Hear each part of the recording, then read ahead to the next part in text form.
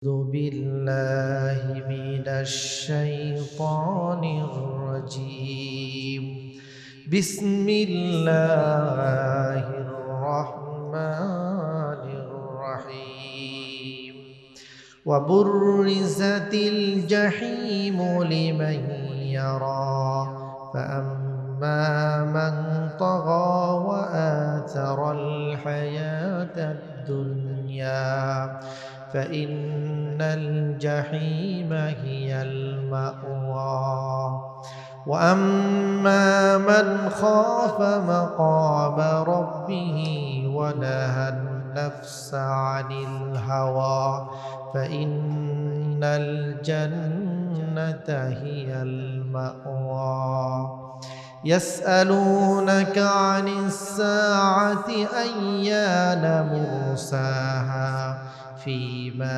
أنت من ذكراها إلى ربك منتهاها إنما أنت منذر من يخشاها كأنهم يوم يرونها لم يلبثوا إلا عشية أو ضحاها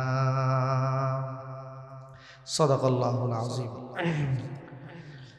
সূরা নাজিআতের ৩৬ নম্বর আয়াত থেকে নিয়ে ৪৬ নম্বর আয়াত পর্যন্ত ১০টি আয়াত তেলাওয়াত করা হয়েছে।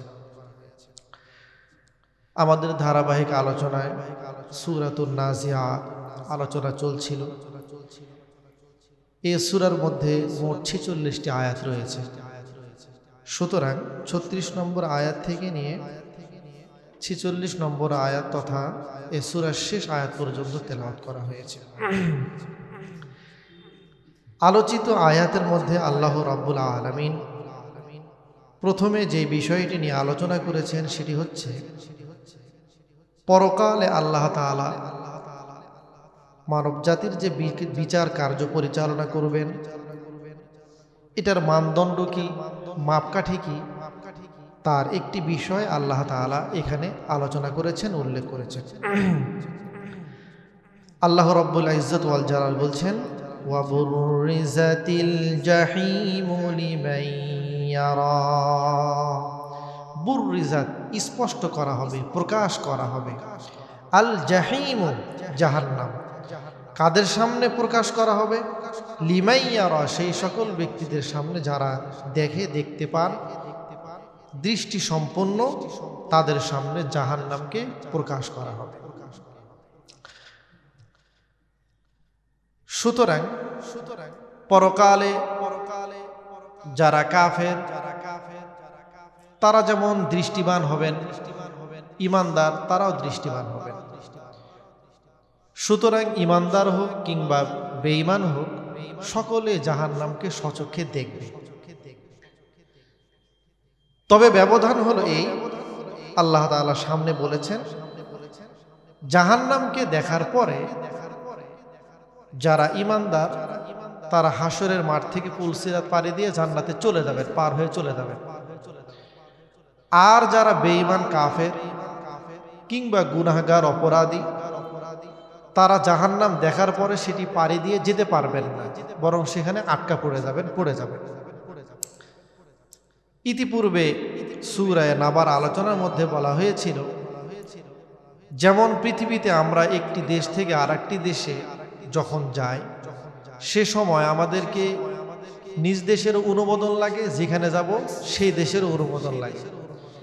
আমাদের দেশ থেকে যে আমরা অনুমতি নিই, এই অনুমতি পত্রকে আমরা বলি পাসপোর্ট। আর সেই দেশের যে অনুমোদন পত্র আসে সেই অনুমতিকে কি বলা হয়? এটা একটা ইমিগ্রেশন আছে, নির্দিষ্ট একটি জায়গা আছে, সেখানে কাগজপত্র চেক হয়, তারপরে আমাদের সেখানে পাঠিয়ে দেয়, চলে যায়। কাগজপত্রে যদি ঝামেলা থাকে, সমস্যা থাকে, তখন আমরা সেখানে আটকা পড়ে যাই, যেতে পারি না। তো ঠিক ওই রকম ভাবে জাহান্নামকে ঈমানদার হোক বেঈমান হোক সকলের সামনে স্পষ্ট করা হবে, সকলেই দেখবে। তবে যারা ঈমানদার তারা সেটি পাড়ি দিয়ে জান্নাতে চলে যাবেন ফুলসিরাত পার হয়ে, আর যারা বেঈমান কিংবা পাপাচারী গুনাহগার তারা আটকা পড়ে যাবেন। এজন্য আল্লাহ তাআলা পরবর্তী আয়াতের মধ্যে তাদের কথা স্পষ্ট করে বলতেছেন, فَأَمَّا مَنْ طَغَى وَآثَرَ الْحَيَاةَ الدُّنْيَا فَإِنَّ الْجَحِيمَ هِيَ الْمَأْوَى। ঈমানদার হোক বেঈমান হোক সকলেই তো দেখবে, এরপরে আটকা পড়বে কারা?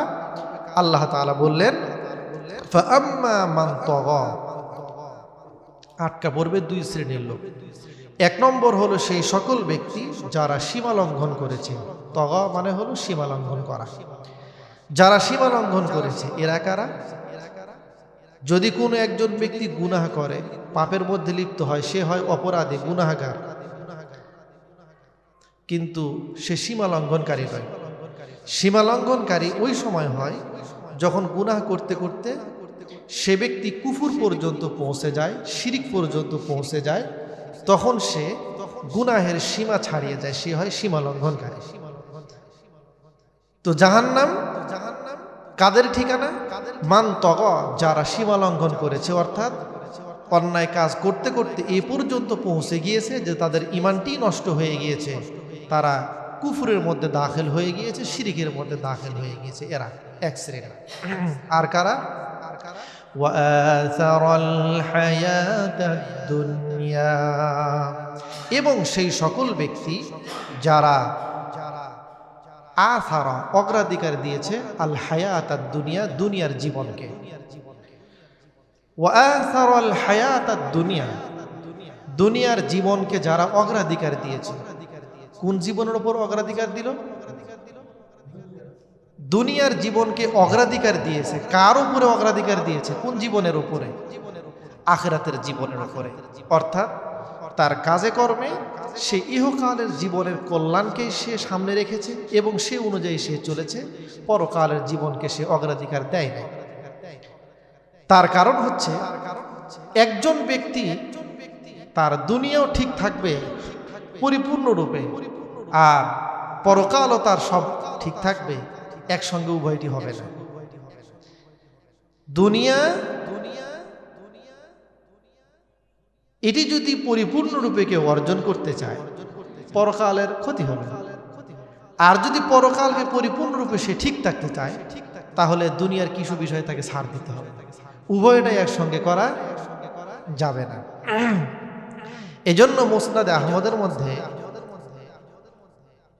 আবু মুসা আল আশআরী রাদিয়াল্লাহু তাআলা আনহু তিনি বলেছেন, রাসূলুল্লাহ সাল্লাল্লাহু আলাইহি ওয়াসাল্লাম বলতেছেন, মান আহাব্বা দুনিয়াহু, যে ব্যক্তি দুনিয়াকে মহব্বত করলো, ভালোবাসলো, আদররা বি আখিরাতিহি, সে তার পরকালকে কিছু ক্ষতিগ্রস্ত অবশ্যই করতে হবে, তাকে ক্ষতিগ্রস্ত হবে তার। ওয়ামান আহাব্বা আখিরাতাহু, আর যে ব্যক্তি তার পরকালকে অগ্রাধিকার দিল, এটিকে মহব্বত করলো, ভালোবাসলো, পরকালকে, আদররা বি দুনিয়াহু, তাহলে দুনিয়ার কিছু না কিছু তাকে লোকসান দিতেই হবে। এখন আমরা করব কোনটা? নবীজি বললেন, দেখো, ফাআসিরু মা ইয়াবকা আলা মা ইয়াফনা, যাহা স্থায়ী তাকে তোমরা অগ্রাধিকার দাও, তার উপরে যাহা অস্থায়ী। স্থায়ী কোনটি? পরকাল আখিরাত। অস্থায়ী কোনটি? সুতরাং দুনিয়ার জীবনকে অগ্রাধিকার দেওয়া যাবে না, অগ্রাধিকার দিতে হবে পরকালের জীবনকে। দুনিয়া ব্যবহার করতে হবে প্রয়োজন অনুযায়ী, মন চাই অনুযায়ী নয়। প্রয়োজন আর চাহিদা মিটানো উভয়টি এক নয়। এক জায়গায় একটি ফ্লোরে মাটিতে মধু পড়ে আছে, তো মিষ্টি জাতীয় যদি কোনো বস্তু পড়ে থাকে, তাহলে এটি নেওয়ার জন্য কে আসে? পিঁপড়া আগে আসে। পিঁপড়া এসেছে, চারিপাশ দিয়ে বিভিন্ন পিঁপড়া মধু সংগ্রহ করতেছে, মধু খাচ্ছে। এক পিঁপড়া চিন্তা করতেছে, এই শুরুতেই যদি এত মজা, তাহলে তো ভিতরে আরো মনে হয় বেশি মজা।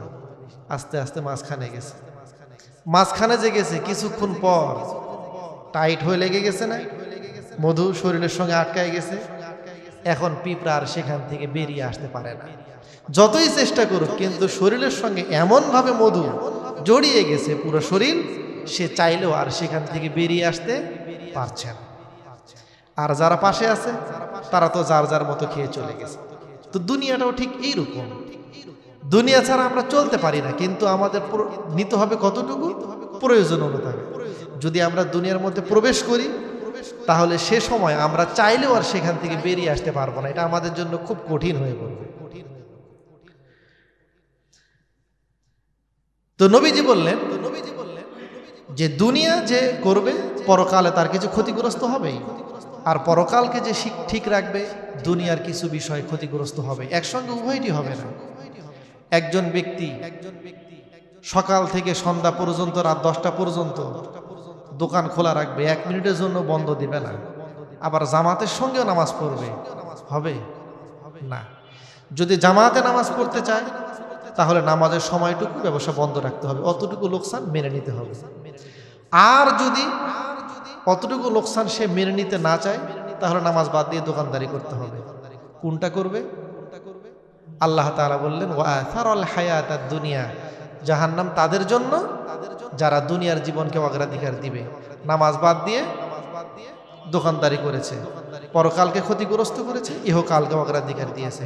ফাইন্নাল জাহিমা হিয়াল মাওয়া, জাহান্নাম হলো তার ঠিকানা। আমি যাকাত আদায় করব আর মাল সবকিছু আমার কাছে থেকে যাবে, তা কি হয়? না। আমি যদি যাকাত আদায় করি পরকালে আমি উন্নতি লাভ করব, কিন্তু ইহকালে আমার মাল কিছু কমবে। আর যদি মাল আমি নিজের কাছে রেখে দিই, জাগতিকভাবে আমি লাভবান হলাম, আমার মাল আমার কাছে থাকলো, পরকাল ক্ষতিগ্রস্ত হলো, করব কোনটা? মাল দিয়ে দিতে হবে, যাকাত আদায় করতে হবে। যদি কোনো একজন ব্যক্তি দুনিয়াকে অগ্রাধিকার দেয়, ওয়াথারাল হায়াতাদ দুনিয়া, দুনিয়া অগ্রাধিকার দিল, মাল নিজের কাছে রেখে দিল, ফাইন্নাল জাহিমা হিয়াল মাওয়া, জাহান্নাম তার জন্য ঠিকানা। এরপরে প্রত্যেকটি ইবাদত, মালি ইবাদত, যাকাত বলেন, কুরবানি বলেন, হজ বলেন, এগুলি সবগুলি পালন করার জন্য মাল লাগে না? সম্পদ লাগে। আপনি যদি সম্পদ ব্যয় করেন, ইবাদত করেন, কুরবানি দেন, যাকাত দেন, হজ পালন করেন, পরকাল আপনার উন্নতি হলো। আর আপনি যদি সম্পদ নিজের কাছে রেখে দেন তো দুনিয়ায় লাভবান হলেন কিন্তু পরকালে ক্ষতিগ্রস্ত হলেন। আল্লাহ তাআলা কি বললেন? ওয়াথারাল হায়াতাদ দুনিয়া ফাইন্নাল জাহিমা হিয়াল মাওয়া, যে পরকালের উপর দুনিয়াকে অগ্রাধিকার দিল, মাল নিজের কাছে রেখে দিল, কুরবানি দিল না, যাকাত দিল না, হজ করলো না, ফাইন্নাল জাহিমা হিয়াল মাওয়া, জাহান্নাম তার জন্য।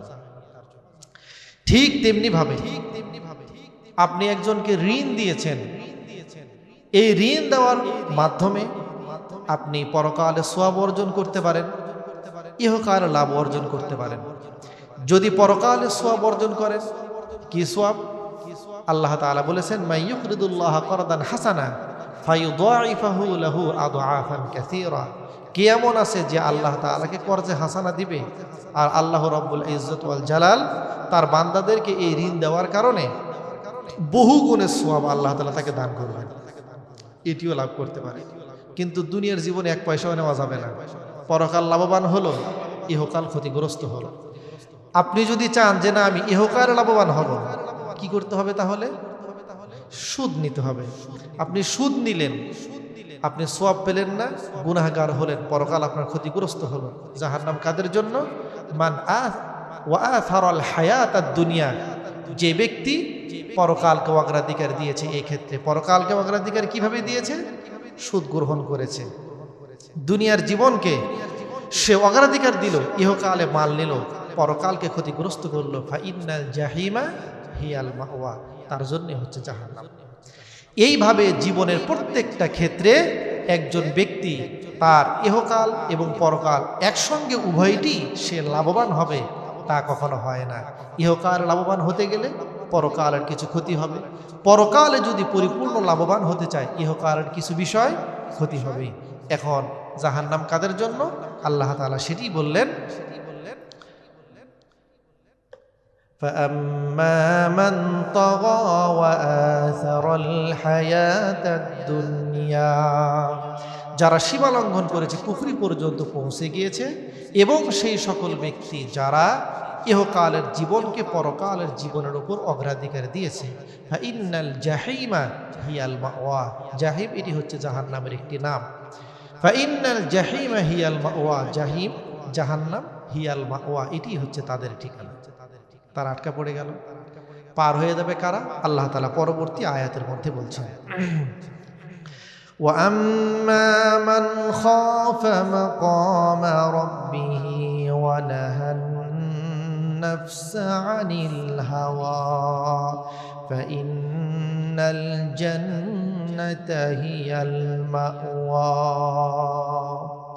وَأَمَّا مَنْ خَافَ, আর সেই সকল ব্যক্তি যারা খফা ভয় করেছে। কি ভয় করলো? মাকামা রব্বিহি, তার রবের সামনে দণ্ডায়মান হওয়া, দাঁড়ানোর বিষয়কে সে ভয় করে। মানে সে এটা ভয় করে যে আমাকে পরকালে রবের সামনে দাঁড়াতে হবে, ওই সময় আমি কিভাবে জবাব দিব, আমি কিভাবে হিসাব দিব, এই ভয় যার অন্তরের মধ্যে আছে। আর কি করে সে?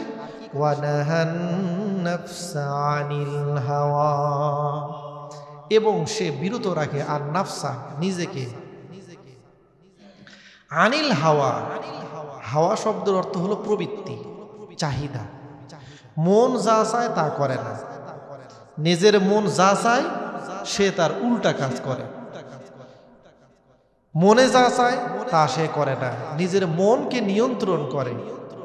এই যে যারা পরকালে তার রবের সামনে দণ্ডায়মান হতে হবে এই বিষয়টিকে ভয় করে এবং নিজের নফসকে, নিজের মনকে সে তার চাহিদা থেকে, প্রবৃত্তি থেকে বিরত রাখে, আল্লাহ তাআলা বলছেন ফাইন্নাল জান্নাতা হিয়াল মাওয়া, জান্নাতই হচ্ছে তাদের জন্য ঠিকানা। কথা কি বুঝাতে পেরেছি? এবার নিজের মনকে তার প্রবৃত্তি থেকে বিরত রাখার তিনটা স্তর রয়েছে। একটি হচ্ছে মন যদি এমন কোনো বিষয় চায় যে বিষয়টি কুফর পর্যন্ত পৌঁছে যায়, শিরিক পর্যন্ত, সেখান থেকেও বিরত রাখা, এটি হচ্ছে একটি স্তর। আর একটি স্তর হচ্ছে মন এমন কোনো কাজ করতে চায় যাহা গুনাহের কাজ, তবে কুফরি নয়, তার থেকেও সে বিরত রাখে, এটি হলো দ্বিতীয় স্তর। তৃতীয় আরেকটি স্তর হচ্ছে যেটি বৈধ কাজ, কিন্তু এই কাজটি আরেকটি অবৈধ কাজ পর্যন্ত নিয়ে যায়।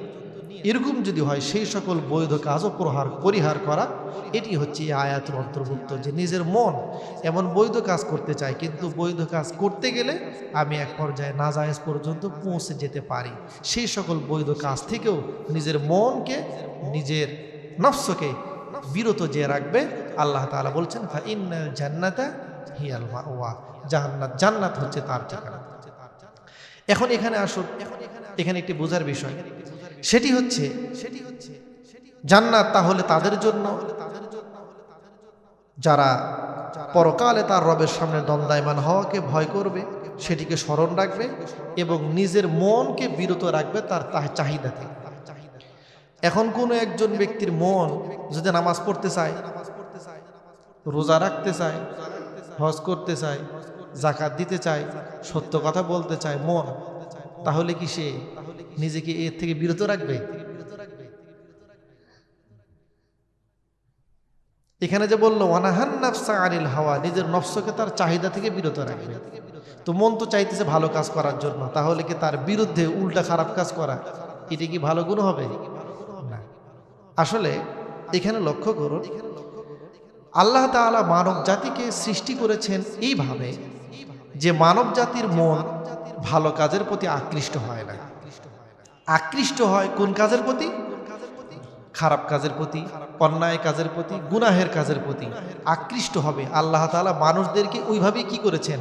তৈরি করেছেন। আর ভালো কাজ, এর প্রতি মানুষের মন আকৃষ্ট হবে না, ওইদিকে মন যেতে চাবে না, তা করতে চাবে না, মন পছন্দ হবে না। এইভাবে মানব জাতিকে সৃষ্টি করা হয়েছে। এই জন্য সহিহুল বুখারীর এক হাদিসের মধ্যে আল্লাহর নবী বলেছেন, হুজিবাতিল জান্নাতু বিল মাকারিহি ওয়া হুজিবাতিন নারু বিশ শাহওয়াত, জান্নাতকে সাজানো হয়েছে, আবৃত করে রাখা হয়েছে, ঢেকে রাখা হয়েছে, কিসের মাধ্যমে? বিল মাকারিহি, অপছন্দনীয় কাজের মাধ্যমে।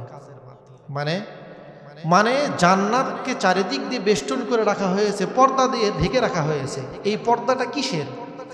এমন জিনিসের পর্দা যাহা মন কখনো চায় না, কিন্তু মন যতই না চাক, আপনি যদি কষ্ট করে ওই পর্দা ভেদ করে চলে যান, আপনি চলে যাবেন কোথায়?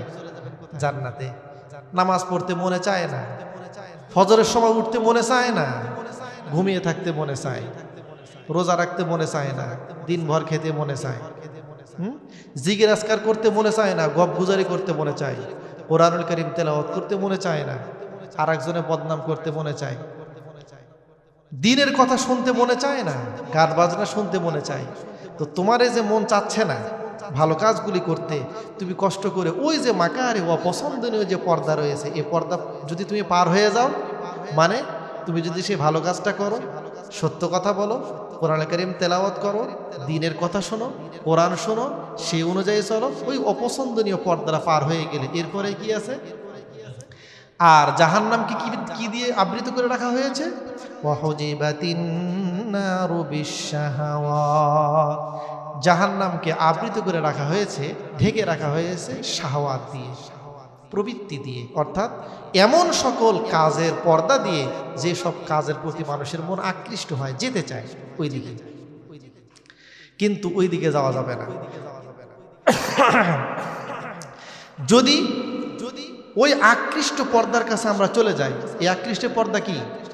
নাজায়েজ কাজ করতে মনে চায়, হারাম খেতে মনে চায়, হারাম কথা বলতে মনে চায়, হারাম জিনিস শুনতে মনে চায়, এর হারামের মধ্যে একটা আকর্ষণ আছে, এর দিয়ে জাহান্নামকে ঢেকে রাখা হয়েছে। আমি যখন ওই আকৃষ্টের পর্দার কাছে চলে গেলাম, সে খারাপ কাজের প্রতি চলে গেলাম, এই পর্দা পার হলে কি আছে?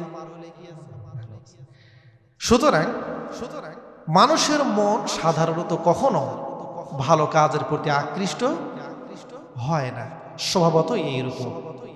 এজন্যই মানব জাতি আকৃষ্ট হয় না ভালো কাজের প্রতি মন, এরপরও চেষ্টা করে যখন সে ভালো কাজ পর্যন্ত পৌঁছে যায়, তখন তার সম্মান ফেরেশতাদের তুলনায় বেশি হয়ে যায়। এজন্য আল্লাহ তাআলা মানব জাতির সম্মান ইজ্জত সবচেয়ে বেশি দিয়েছেন এই কারণে। কারণ আমি যদি বলি আমি হুজুর, যদি বলি আমি ঘুষ খাই না, আমি সুদ খাই না, এই কথা আমার মুখে মানায় না। কেন মানায় না? আমারে ঘুষ দিবে কে? আপনারা বোঝেন না আমার কথা? আমাকে দিবে কে? আমাকে ঘুষ দিয়ে কোনো লাভ আছে না। এই কথা, এটা আমার কোনো কৃতিত্ব নয়, এটা আমার কোনো বড়ত্ব নয়। কারণ আমি ঘুষ খাই না, এই কথা কি? আমি তো ঘুষ পাই না, আমি তো পাই না এটা। সুতরাং এটা আমার কোনো কৃতিত্ব না। কৃতিত্ব কার? যিনি সরকারি চাকরিজীবী ঊর্ধ্বতন কর্মকর্তা, তিনি যদি বলেন যে আমি ঘুষ খাই না, তাহলে এটা তার কৃতিত্ব। কথা বুঝাতে পেরেছি? তো ফেরেশতা তারা গুনাহ করে না, এটা তাদের কোনো কৃতিত্ব না। কেন? তার কারণ গুনাহ করার যোগ্যতা তো আল্লাহ তাআলা তাদের মধ্যে দেনই নাই, আমাদের মধ্যে সেই যোগ্যতা আছে। আমাদের মনে চায় খারাপ কাজ করতে, চাইলে করতেও পারি, ওই ক্ষমতা আল্লাহ তাআলা দিয়েছেন। এরপরেও যখন আমরা তার প্রতি যাই না, নিজেকে বিরত রাখি, এটি হচ্ছে আমাদের কৃতিত্ব। তখন আমাদের ইজ্জত সম্মান ফেরেশতাদের তুলনায় বৃদ্ধি আল্লাহ তাআলা করে দেন। তো সেটি আল্লাহ তাআলা বলেছেন ওয়ানাহান নাফসা আনিল হাওয়া, নিজের মনকে প্রবৃত্তি থেকে বিরত রাখতে হবে। তো ভালো কাজের প্রতি সাধারণত মন চায় না, এক। দ্বিতীয় আরেকটি উত্তর হচ্ছে, মানুষের মন যদি কোনো ভালো কাজ করতে চায়, সে সময় আগে নিশ্চিত হতে হবে যে মন কি কোনো ধোঁকা দিচ্ছে কিনা। কারণ এমনও হতে পারে যে মন আমাকে একটা ভালো কাজ করতে বলতেছে, যে এটা কাজ ভালো, তুমি করো, কিন্তু ওর অন্তরালে আমি বুঝতেছি না ওর মধ্যে কোনো খারাপ কাজ আছে। এই ধোঁকা আমাকে আমার মন, আমার অন্তর দিচ্ছে কিনা তা আগে নিশ্চিত হওয়া। কারণ চোরের খাসলত হলো চুরি করা। চোর যদি কখনো আপনাকে উপকার করতে চায়, তাহলে বুঝতে হবে যে ওর মধ্যে কোনো চুরি আছে কিনা। কি কথা বুঝাতে পারি নাই? একটা গল্প মনে পড়ছে, বলি। আমার এক বন্ধু গল্প শোনাইছে যে একবার গুলিস্তানে ঘুরতেছে, গুলিস্তান। তো গুলিস্তানে যে ঘুরতেছে, এক লোক আসছে, এসে বলতেছে, ভাই আমার কাছে একটা ফোন আছে, আপনার কাছে বিক্রি করব, ফোনটা কি নেবেন? ভাই ফোন আপনি বিক্রি করবেন? ভাই কিছু বলেন না, মনে করেন না, আমরা পেটের দায়ে চুরি করি, চোর মানুষ, সত্য কথা বললাম, আপনি হুজুর মানুষ, সত্য কথাই বললে আমরা চোর, চুরি করি ভাই, এই জন্য চোরাই সেট অল্প দামে দিয়ে দেবো, আপনি নেবেন কিনা? তো ভালো কথা, কয় টাকা দাম? এই সেটের দাম তো 10,000 টাকা, আপনি 1,000 টাকা দিলেই হবে। তো মহা খুশি, এত অল্প টাকায় পেয়ে যাব। তো বলতেছে যে ভাই যদি নেন খুব তাড়াতাড়ি করেন, কারণ আমাদের আশেপাশে বিভিন্ন লোক আসতো, দেখলে আবার সমস্যা আছে, এই জন্য তাড়াতাড়ি করেন। দেখেন ফোন, দেখেন ফোন দেখাইছে, দেখানোর পর আবার ফোন নিয়ে নিছে, আপনারা তাড়াতাড়ি চিন্তা ফিকির করে আমাদের জানান। হ্যাঁ ঠিক আছে ভাই দেন, 200 টাকা কম নিয়েন, আচ্ছা ঠিক আছে দেন, 200 টাকা কমই দেন। 800 টাকা দিয়ে ফোন পেয়ে গেছে, ফোন হাতে দিয়ে দিছে, মহা খুশি। আবার এই কথাও বলে দিছে যে এই জায়গায় চালু করেন না, দেখেন না, কারণ আশেপাশে মানুষ দেখতেছে, তো আমাদের সমস্যা হতে পারে, আপনি দূরে যাই দেখেন। তো কিছুক্ষণ পরে গেছে, যাওয়ার পরে ফোন চালু করতেছে, ফোন আর চালু হয় না। কিরে, তখন না দেখলাম ফোন চালু হলো, সব কিছু ঠিক আছে, এখন থেকে ফোন চালু হয় না কেন? খুলে দেখি তো। তো খুলে দেখে ভিতরে কাদা আর মাটিতে ভর্তি করে দিয়েছে। মানে যে ফোন দেখাইছিল ওই ফোন কেমনে পরিবর্তন করে আর এক ফোন দিছে সে জানেও না। তো চোরের খাসলো চুরি করা, চোর যদি আপনার চুরি উপকার করতে আসে তো বুঝতে হবে ওর ভিতরে কোনো ধোঁকা দিচ্ছে কিনা, এটা নিশ্চিত হওয়া। হ্যাঁ, তো নফস যদি কোনো ভালো কাজ করতে চায়, কেন করতে চাচ্ছে? আল্লাহ তোমারে বানাইছে, ও যাবে হলো খারাপ কাজের দিকে, ভালো কাজের কথা বলে কেন? কোনো ধোঁকা দিচ্ছে কিনা তাকে নিশ্চিত হওয়া। হযরত ওমর ফারুক রাদিয়াল্লাহু তাআলা আনহুর জামানার মধ্যে, যুগের মধ্যে আল্লাহ নবীর একজন সাহাবী হযরত আব্দুল্লাহ ইবনে হুযাফা রাদিয়াল্লাহু তাআলা আনহু, তাকে ওমর ফারুক রাদিয়াল্লাহু তাআলা আনহু যুদ্ধের জন্য পাঠিয়েছিলেন। রোমানে যুদ্ধের জন্য তিনি গেছেন, সাহাবা আরো সহকারে, সৈন্য সহকারে গিয়েছেন। যে সব সাহাবা একরাম সহ আব্দুল্লাহ ইবনে হুযাফা রাদিয়াল্লাহু তাআলা আনহু, তিনি ছিলেন সেনাপতি প্রধান, তিনিও সহ আটকা পড়ছেন। আটকা যে পড়েছেন, এবার সে বাদশা বলতেছে যে তোমরা সবাই তাওহীদকে অস্বীকার করো, ঈমান ছেড়ে দাও, আর না হলে সবাইকে তোমাদের মেরে ফেলবো। ঈমানকে ছাড়া যাবে? আব্দুল্লাহ বিন হুযাফা রাদিয়াল্লাহু তাআলা আনহু তিনি বললেন যে না, এটা কখনোই সম্ভব না, মেরে ফেলে দেন, এতে আমাদের আপত্তি নাই, কিন্তু আমরা ঈমান ছাড়তে পারি না। হুকুম দিলেন বাদশাহ, এক জায়গার মধ্যে তেল গরম করা হলো, একজন কয়েদি ধরে নিয়ে আসলেন, নিয়ে আসার পরে ওই জায়গার মধ্যে ছেড়ে দিলেন। গরম তেলের মধ্যে একজন ব্যক্তিকে ছেড়ে দিলে তার কি অবস্থা হয়? সাথে সাথে মারা যাবে, মারা গেল। আব্দুল্লাহ বিন হুযাফা রাদিয়াল্লাহু তাআলা আনহুকে বললেন, তার যে অবস্থা হয়েছে তুমি সহ তোমার যত সঙ্গী আছে সবারই ঠিক একই অবস্থা হবে, তাড়াতাড়ি ঈমান ছাড়ো। আব্দুল্লাহ বিন হুযাফা রাদিয়াল্লাহু তাআলা আনহু তিনি বললেন, আমি যখন থেকে ইসলাম গ্রহণ করেছি তখন থেকে আমার মনের মধ্যে একটা আশা আছে, একটা আকাঙ্ক্ষা আছে, একটা চাহিদা আছে আমার মনে। কি চাহিদা?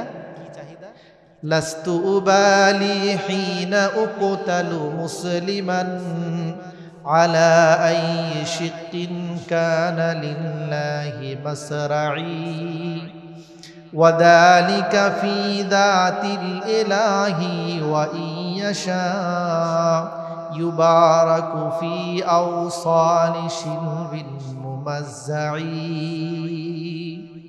তিনি বললেন, আমার মনের চাহিদা হচ্ছে এই, আমি যখন থেকে ইসলাম গ্রহণ করেছি তখন থেকে আমি মনে মনে তামান্না করতাম, আল্লাহ দুনিয়া থেকে তো আমি যাবই, আমি তো মরবই, তবে সাধারণ আমার যেন মরণ না হয়। আমি যখন মরবো তখন আমার হাত এক জায়গাতে, পা আর এক জায়গাতে, মাথা আর এক জায়গাতে, আমার অঙ্গ প্রত্যঙ্গ সব কিছু দিনের রাস্তায় ছিন্ন বিচ্ছিন্ন হয়ে যাবে, আর আমি তোমার রাস্তায় শাহাদতের মৌত নিয়ে দুনিয়া থেকে যেন যেতে পারি, এই তৌফিক আল্লাহ তুমি আমাকে দান করো। তো আমার মনের মধ্যে যে তামান্না, যে আশা ছিল, সেই সময় তো চলে এসেছে, সুতরাং দেরি করে না, আমার তাড়াতাড়ি ওর মধ্যে দেন। কে বলতেছেন? ইসলামের নিয়ম হলো যদি জবাই করে দেয়, হত্যাও করে দেয়, এরপরও ঈমান হারা হওয়া যাবে না। বাদশা চিন্তা করলেন, এ তো দেখি কঠিন অবস্থা, এটাকে ভয় করে না, তাহলে তো তাকে নিয়ন্ত্রণ করা যাবে না। কমায় দিলেন শর্ত, সহজ করে দিলেন, শোনো তোমাকে ঈমান ছাড়তে হবে না, তুমি একটা কাজ যদি করো, তুমি সহ তোমার সৈন্য সকলকে আমরা ছেড়ে দিব। কি কাজ? কাজ হলো আমার কপালে একটা চুমো দিতে হবে, দিয়ে আমাকে সম্মান করতে হবে। তুমি যদি আমাকে এই সম্মানটা করো, তাহলে আমি তোমাকে সহকারে তোমার যত সেনাপতি আছে সকলকে আমি ছেড়ে দিব। ইসলামের নিয়ম হলো কোনো কাফেরকে যদি সম্মান করতে হয়, তাহলে ওই অবস্থায় কোনো একজন ব্যক্তি কথা বলতে পারে না যে আমি তারে সম্মান করব না, এতে যদি আমাকে হত্যা হতে হয় আমি হত্যা হয়ে যাব। এটা জায়েজ নেই। কেন? কারণ এটার সঙ্গে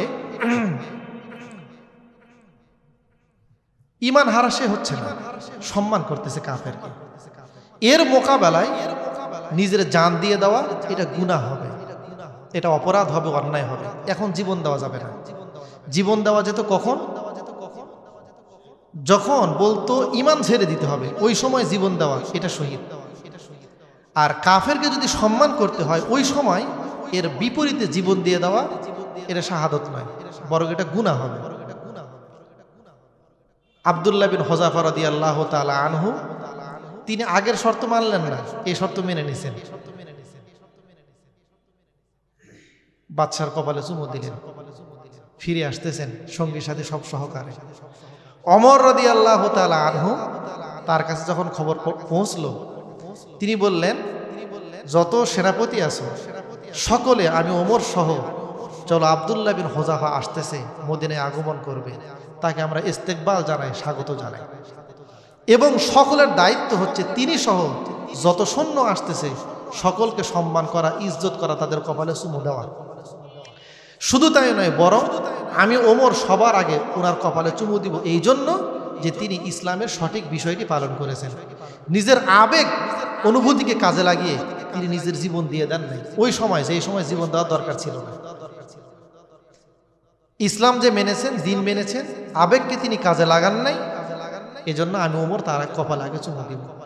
যখন আসলেন ওমরে ফারুক রাদিয়াল্লাহু তাআলা আনহু আব্দুল্লাহ বিন হুযাফা রাদিয়াল্লাহু তাআলা আনহুর কপালে গিয়ে চুমু দিলেন সর্বপ্রথম। অন্যান্য যত সৈন্য ছিল সকলের কপালে চুমু দিয়ে সম্মান করলেন, ইজ্জত করলেন। একটু আগেই যে সাহাবী জীবন দেওয়ার জন্য প্রস্তুত হয়ে গেলেন, একটু পরে তিনি জীবন দিতে অস্বীকার করলেন কেন? বুঝতে পারেন নাই? আগেরটা ছিল শাহাদাত, পরে যদি জীবন দেয় ওটি শাহাদাত হবে না, ওটি গুনাহ হবে। এখন অনুমতি নেই। তাহলে তার কিন্তু মন চাচ্ছিল আমি জীবন দিয়ে দিই, কিন্তু দেন নাই কেন? এখন আল্লাহর পক্ষ থেকে হুকুম হয় না আমার জীবন দেওয়ার জন্য। তো মন যদি কোনো ভালো কাজ করতে চায়, আগে নিশ্চিত হওয়া যে মন চাচ্ছে কেন, ওর তো সব ভালো কাজ করার না, তাহলে সে কি কোনো ধোঁকা দিচ্ছে না? তো যদি দেখা যায় যে না, আসলে সে কোনো ধোঁকা দিচ্ছে না, সে সময় ভালো কাজ করে, এর আগে না। এই জন্য আল্লাহ তাআলা বলেছেন وَأَمَّا مَنْ خَافَ مَقَامَ رَبِّهِ وَنَهَى النَّفْسَ عَنِ الْهَوَى, নিজের মনকে প্রবৃত্তি থেকে, চাহিদা থেকে যে ব্যক্তি বিরত রাখবে, ফাইন্নাল জান্নাতা হিয়াল মাওয়া, জান্নাত হচ্ছে তার ঠিকানা। এরপরে আল্লাহ তাআলা বলছেন يسألونك عن الساعة أيان مرساها فيما أنت من ذكراها إلى ربك منتهاها। يسألونك নবীজি তারা আপনাকে প্রশ্ন করে, জিজ্ঞাসা করে, আনিস সাআ, কিয়ামত কখন সংঘটিত হবে? আইয়ানা মুরসাহা, এটা সংঘটিত হবে কখন বলেন? নবীজি যে বলবেন, নবীজি কি জানেন? তো না জানলে বলবেন কোত্থেকে? ফিমা আনতা মিন যিকরাহা, এই বিষয়ে আপনার আলোচনা করার কোনো দরকার নেই যে কখন সংঘটিত হবে, বরং আপনি এই জবাব দিয়ে দেন, ইলা রাব্বিকা মুনতাহাহা, এর চূড়ান্ত ইলম, চূড়ান্ত জ্ঞান, ইলা রাব্বিকা, আপনার রবের কাছে আছে। মানে আল্লাহ রাব্বুল ইজ্জত ওয়াল জালাল তিনিই কেবলমাত্র জানেন কিয়ামত কোন দিন, কোন মাসে, কোন বছরে, কোন সময় সংঘটিত হবে। এটা জানেন কে? নবীও জানেন না, জিবরিল আমিন তিনিও জানেন না। শুধু তাই নয়, বরং যে ফেরেশতার ফুৎকারে কিয়ামত শুরু হবে উনিও জানেন না যে আল্লাহ তাআলা কখন হুকুম দিবেন।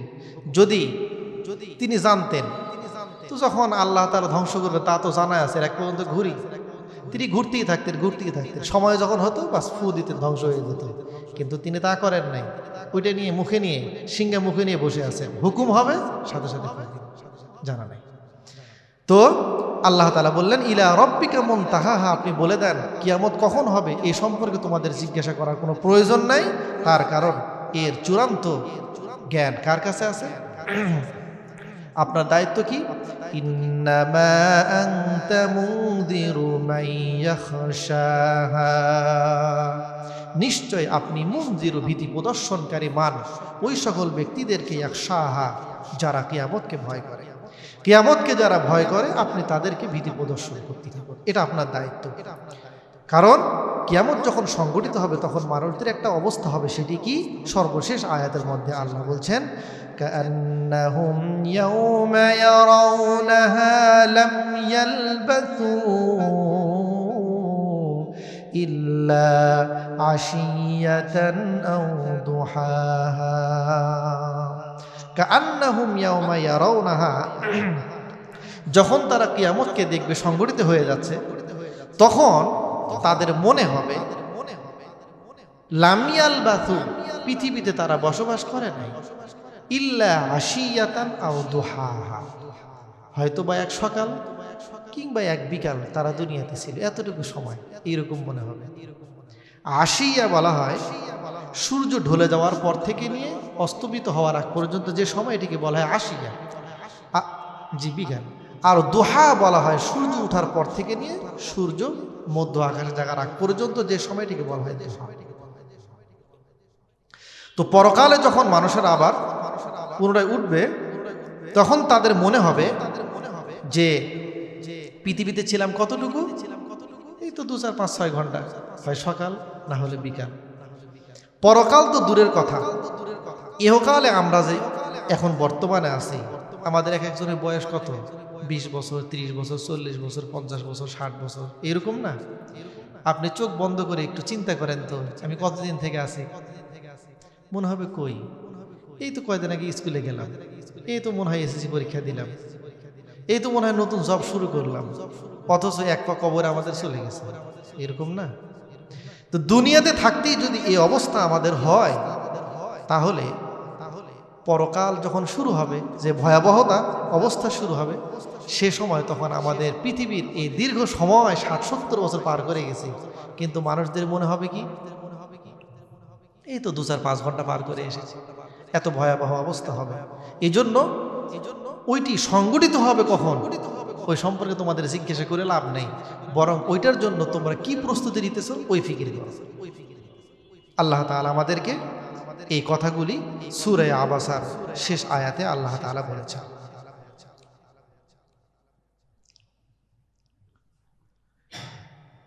আল্লাহ তাআলা আমাদের সকল